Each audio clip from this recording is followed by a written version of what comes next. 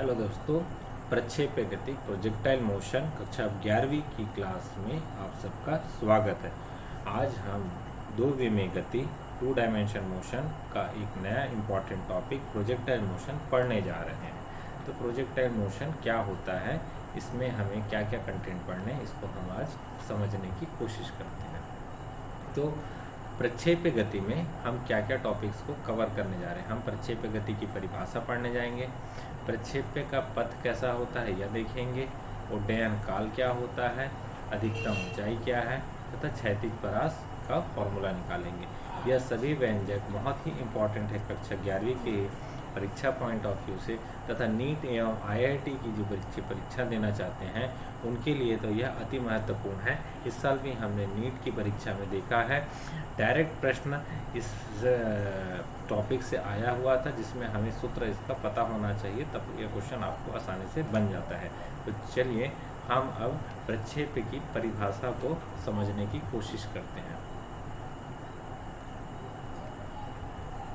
तो प्रक्षेप्य गति की परिभाषा क्या? प्रक्षेप्य गति का अभिप्राय है किसी वस्तु पर केवल एक ही बल कार्य कर रहा है। अगर किसी वस्तु पर केवल एक ही बल कार्य कर रहा है और वह बल गुरुत्वाकर्षण बल हो, यदि किसी वस्तु पर गुरुत्वाकर्षण बल के अलावा अन्य कोई बल कार्यरत है तो वह प्रक्षेप्य नहीं कहलाएगा। जब कोई वस्तु गुरुत्वाकर्षण बल के अधीन गति करता है तो वस्तु की इस गति को हम प्रक्षेप्य गति कहते हैं। थोड़ा सा टफ परिभाषा था, इसे हम सरल भाषाओं में अब समझने की कोशिश करते हैं जिसमें हम अपना डायग्राम यूज़ करने जा रहे हैं। तो आ जाते हैं हम अपने डायग्राम में। हम अब प्रक्षेप्य गति को समझने की कोशिश करते हैं। यह एक समतल है,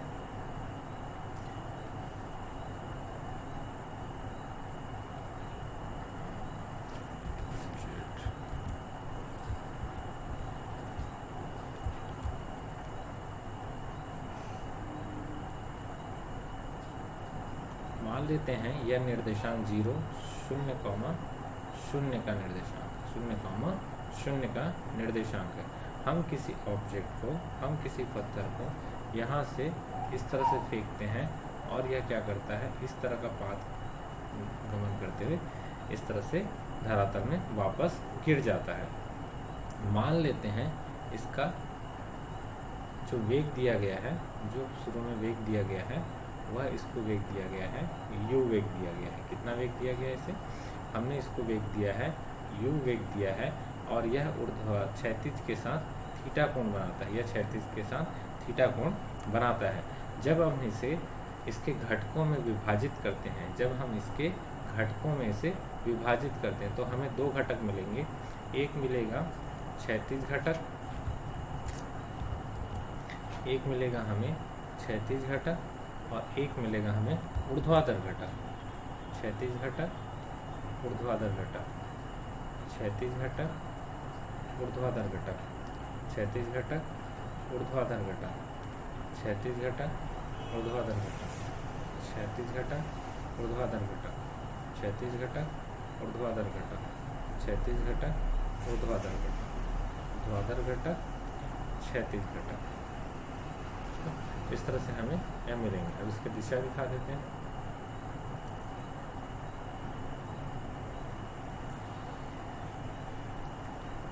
तो हमें यह इस तरह से मिलता है, वेग का घटक मिलता है हर बिंदु पर।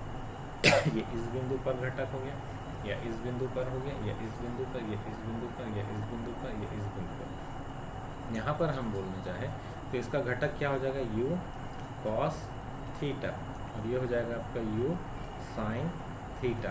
वैसे ये हो जाएगा u cos theta, u cos theta, u cos theta, u cos theta, u cos theta, u cos theta, u cos theta. अगर हम दूसरे कलर से इसको ऊपर वाले को दिखाएं तो ये हो गया u sin theta, u sin theta, u sin theta, u sin theta, u sin theta, u sin theta, ये भी हो गया u sin थीटा। तो हमें यह एक ऊर्ध्वाधर किसी पत्थर को क्षैतिज के साथ थीटा कोण बनाते हुए फेंके जाने का प्रक्षेप्य का पाथ प्राप्त हुआ। तो आइए अब हम इसके सारे व्यंजक को निकालने जाएंगे। हमें पता है इसमें क्या क्या हमें निकालना है। सबसे पहला इसका पथ समीकरण निकालेंगे। दूसरा इसका उड्डयन काल क्या है, पीरियड ऑफ टाइम। थर्ड इसका परास क्या है, मतलब रेंज निकालेंगे हम, range, time of period, equation of projectile and तीसरा चौथा जो रहेगा यह रहेगा अधिकतम ऊंचाई का समीकरण, मैक्सिमम हाइट। तो आई थिंक आपको यह डायग्राम समझ में आया होगा। जब भी हम किसी वस्तु को फेंकते हैं, सपोज हमने मान के चलो इस वस्तु को ऐसे इस तरह से फेंका, हम जो है इस वस्तु को इधर फेंका, हमने इस वस्तु को इधर से, जब हमने इसको फेंका तो क्या हो रहा होगा, एक इसका क्षैतिज घटक होगा और एक इसका ऊर्ध्वाधर घटक होगा। तो क्षैतिज घटक हमेशा क्या करेगा, उसको मोशन के लिए लेके जाएगा आगे की ओर। क्षैतिज की तरफ वो कौन लेके जाएगा, क्षैतिज घटक लेके जाएगा। लेकिन ऊर्ध्वाधर की तरफ ऊर्ध्वाधर घटक ले जाने की कोशिश करेगा एक जगह तक कि वो मैक्सिमम हाइट तो पकड़ लेगा। वहाँ पर जाने के बाद उसका ऊर्ध्वाधर घटक का मान 0 हो जाएगा और फिर वो क्या करेगा, गुरुत्वाकर्षण के कारण नीचे की ओर आना कोशिश करेगा और क्षैतिज घटक की वजह से वो क्या करेगा, एक परवलय पथ का निर्माण करेगा। वो एक परवलय पथ का निर्माण करेगा। आशा करते हैं आपको बहुत अच्छे से यह डायग्राम समझ में आ रहा होगा। इसको हम लिखना चाहें तो लिख भी सकते हैं। कैसे लिखेंगे, माना कोई कण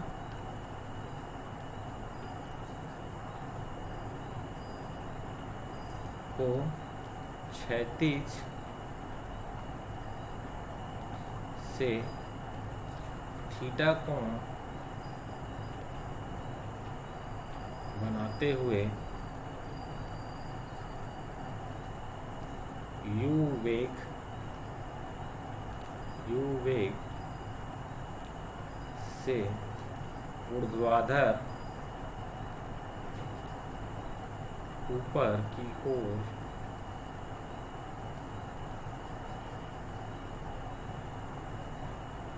प्रक्षेपित किया जाता है।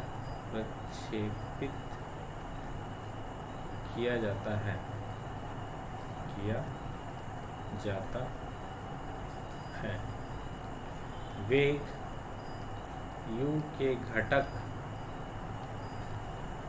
होंगे, पहला क्षैतिज घटक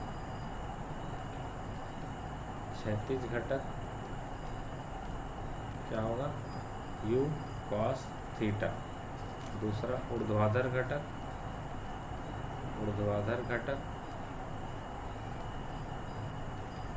u sin theta, u cos theta and u sin theta.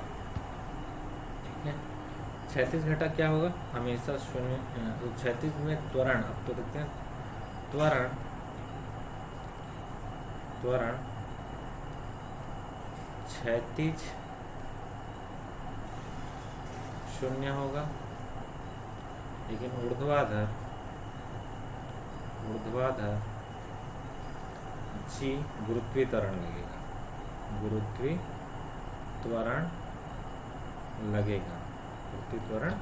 जी लगेगा। ठीक है, हो गया।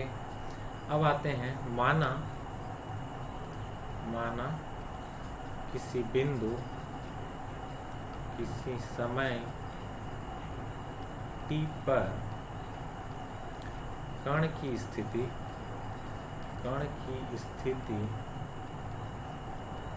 p x, y है। ठीक है, तो चलते हैं हम डायग्राम को लेके आते हैं बेटा यहाँ पे।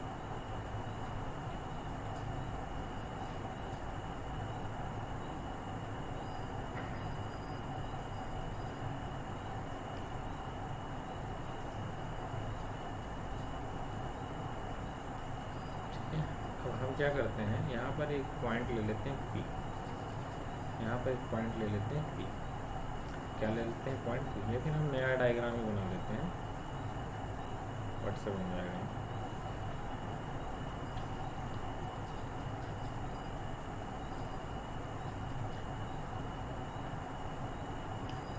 ये t समय पर कहाँ पर है, P x, y पर। तो इसको हम समझें तो इसका इधर घटक में विस्थापन हुआ है कितना, x, और इधर घटक पे विस्थापन हुआ है y। और इस बिंदु पर अगर मैं इसका वेग की बात करूं तो इसमें दो वेग लग रहे होंगे, u cos थीटा एंड ऊपर की ओर लग रहा होगा u sin थीटा। आशा करते हैं आपको समझ में आ रहा होगा। तो इस बिंदु के लिए हम लोग वेग लिखेंगे, वेग ऑफ P पॉइंट पर क्या हो जाएगा, Vx प्लस Vy, ठीक है, Vx प्लस Vy, ठीक। यहाँ तक आपको समझ में आ रहा है, अच्छे से समझ में आ रहा है, ठीक है। तो विस्थापन के लिए हमारे पास सूत्र होता है y इज इक्वल टू, या फिर s is equal to ut plus half at square. तो हम लोग क्या करते हैं, ऊर्ध्वाधर घटक को ले लेते हैं, ऊर्ध्वाधर घटक में, ऊर्ध्वाधर तल में y is equal to u sine theta into t plus half minus g t square. Okay, तो क्या हो जाएगा, y is equal to u sine theta t minus half g t square, इसको हम लोग लिख लेते हैं समीकरण 1, इसको हम लोग लिख लेते हैं समीकरण 1। अब ले लेते हैं क्षैतिज घटक में, क्षैतिज घटक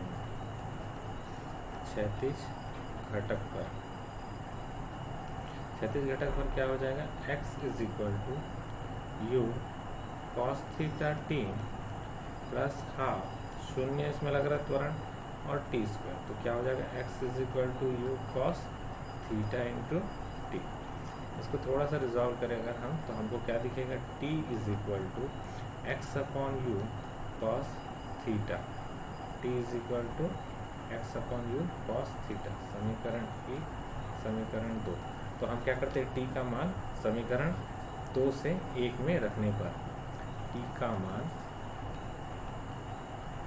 समीकरण 2 से समीकरण 1 पर रखने पर